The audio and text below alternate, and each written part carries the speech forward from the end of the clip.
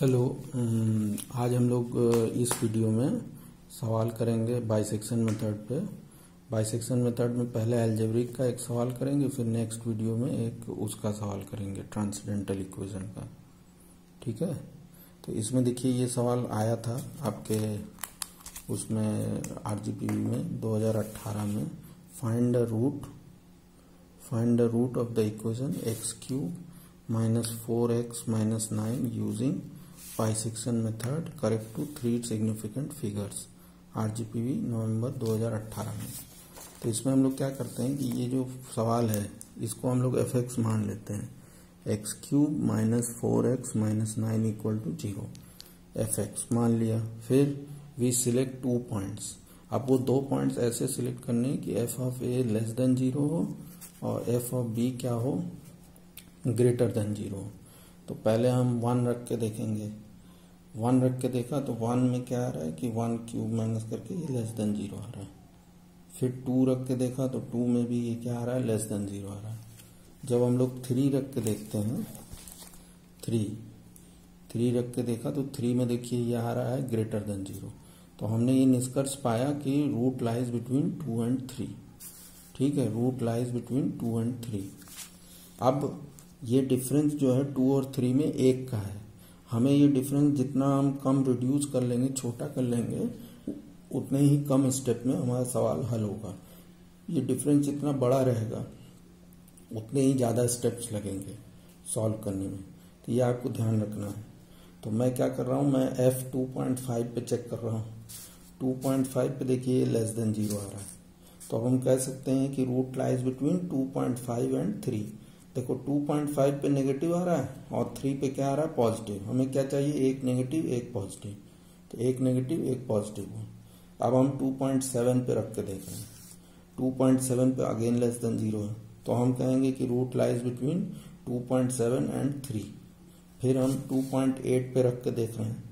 2.8 पे रख के देख रहे हैं तो ये पॉजिटिव आ रहा है। 2.8 पे ये पॉजिटिव आ रहा है।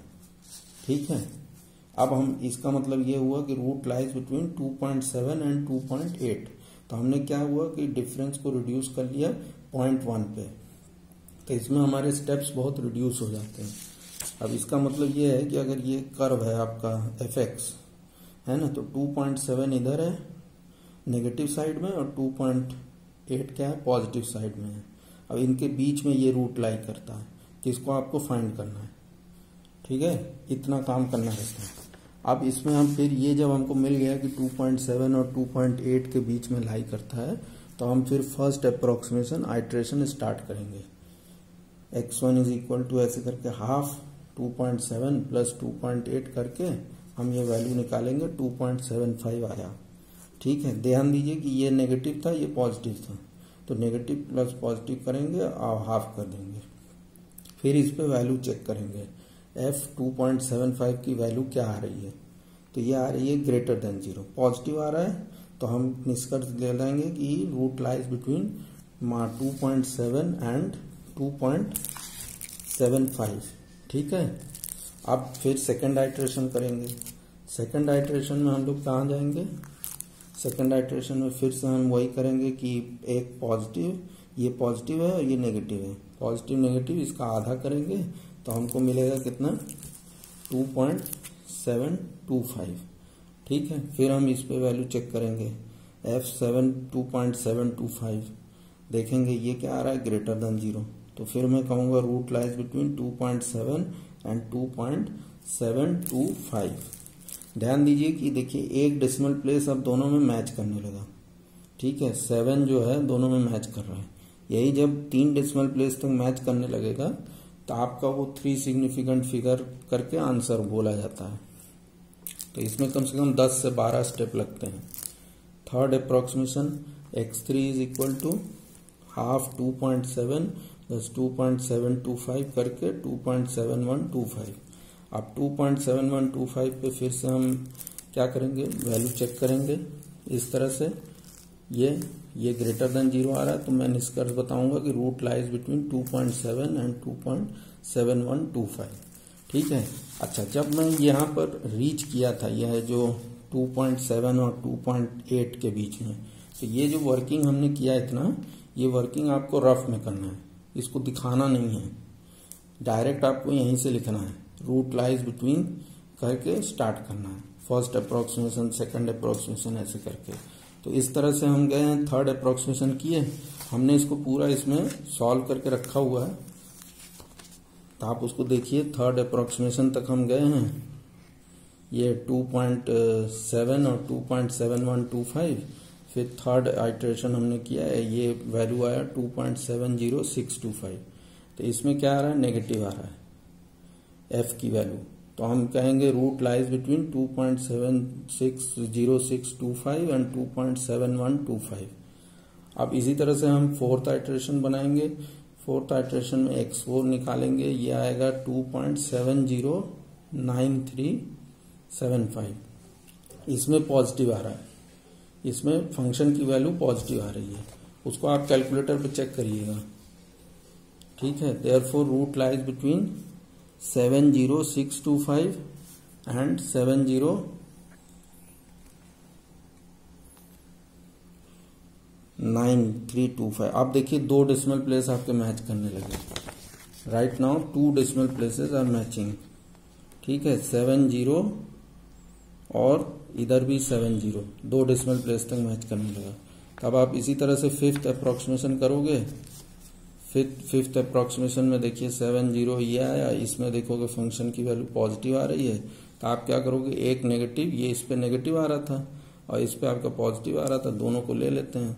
x6 ये आया, इस तरह से 707 करके आया, इसमें फंक्शन की वैल्यू चेक करेंगे, पॉजिटिव आ रहा है।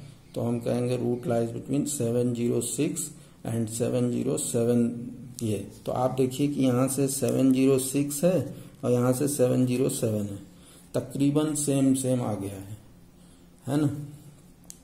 तो x7 पे हम क्या करेंगे, ये फिर से हम लेंगे, तो इसमें आया 2.7066 करके ये आया।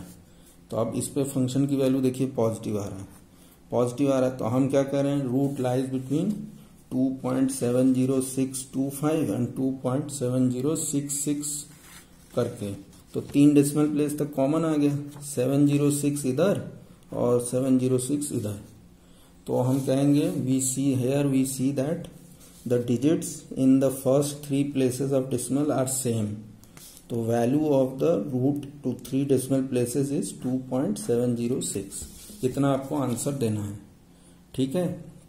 ये आपको इतना वर्किंग करके दिखाना पड़ता है कि पूरा आपने किया। इसमें देखिए सवाल में लिख दिया, अगर 3 डेसिमल प्लेस है तो 3 तक ही करोगे। 3 सिग्निफिकेंट फिगर्स मतलब 3 डेसिमल प्लेस में। अगर यहाँ लिखा रहता 4 सिग्निफिकेंट फिगर या कुछ नहीं लिखा रहता तो आपकी चॉइस है कि आप 3 तक करो, लेकिन अगर 4 लिख दिया है तो 4 तक करना पड़ेगा। अब इसको जो है करने के लिए, जैसे आपने इस तरह से निकाला है, ये वैल्यू 2.7 और 2.8 के बीच में लाई करता है, इसको आप डायरेक्ट कैलकुलेटर पे सर्च कर सकते हो। कैसे, मैं देखिए बता रहा हूँ। जैसे आप ये इक्वेशन को डायरेक्ट सॉल्व कर सकते हो इसमें। जैसे यहाँ से गए, अल्फा दबाया, ये x, यहाँ से x आया, इसका क्यूब, जो इक्वेशन है उसको पूरा टाइप कर रहे हैं, -4x, 4 अल्फा दबा के फिर से x है ना, -9, ठीक है। और इसको हम क्या करेंगे, शिफ्ट सॉल्व किए तो हमको वैल्यू मिल गया 1.